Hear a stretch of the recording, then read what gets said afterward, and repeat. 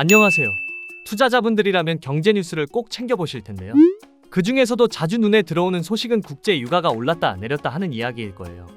겉으론 단순 원자재 가격에 불과한 것 같지만 사실 유가는 전 세계 경제와 투자 시장을 흔드는 핵심 변수입니다.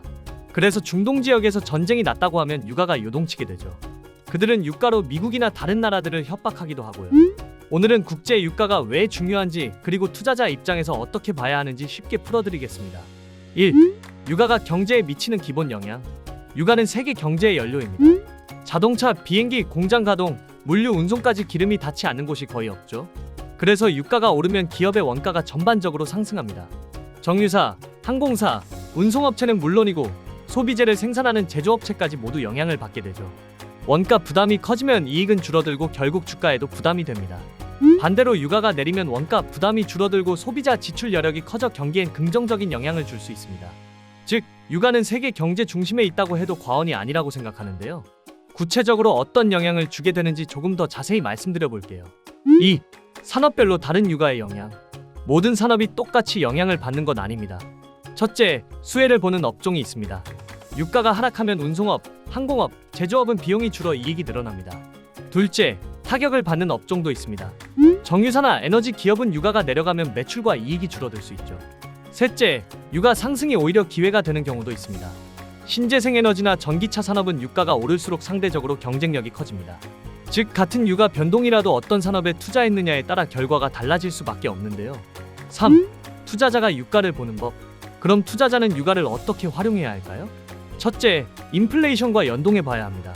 유가 상승은 물가 상승 압력으로 이어지고 중앙은행의 금리 인상 가능성을 높입니다. 둘째, 환율과 함께 봐야 합니다. 환율은 지난 영상에서 함께 공부했었죠? 유가와도 밀접한 관계가 있습니다. 달러 강세일 때는 유가가 상대적으로 하락하는 경향이 있고 달러 약세일 때는 유가가 오르는 흐름이 자주 나타나거든요. 셋째, 산업별 영향도를 나눠서 생각해야 합니다. 예를 들어 유가가 오르면 항공주는 피하고 신재생에너지 관련주는 기회로 삼는 식입니다. 마지막으로 유가 자체를 직접 투자 대상으로 삼을 수도 있습니다. 원유 ETF나 원유 선물 상품을 통해서죠. 하지만 이는 변동성이 크기 때문에 분산 투자 원칙을 지키는 게 중요합니다. 유가는 세계 경제를 움직이는 엔진과도 같습니다. 가격이 급등하면 산업 전반의 비용이 올라가고 기업 이익은 줄어들며 인플레이션 압력이 커지기 마련이니까요. 반대로 하락하면 소비와 생산에 활력을 주지만 에너지 기업엔 부담이 되기 마련이고요. 오늘은 세계 경제의 숨은 엔진 국제 유가에 대해 살펴봤습니다. 유가는 단순한 원자재 가격이 아니라 인플레이션, 금리, 환율, 그리고 산업별 수익 구조까지 모두 연결된 핵심 변수라는 사실 이제 아시겠죠? 투자에서 가장 위험한 건 뉴스를 그냥 흘려듣는 것입니다. 유가 변동을 제대로 이해한다면 시장의 큰 그림을 읽고 앞서 움직일 수 있습니다. 그리고 지금 해외 선물 정식거래소 컬처캐피탈에서는 신규 가입 시 무조건 100불 지급, 입금액 30% 추가 크레딧 지급, 초보자 맞춤 교육까지 전부 지원해드립니다.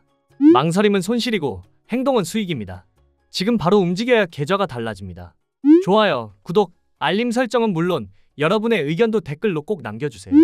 저는 다음 영상에서 더 강력한 인사이트로 돌아오겠습니다. 감사합니다.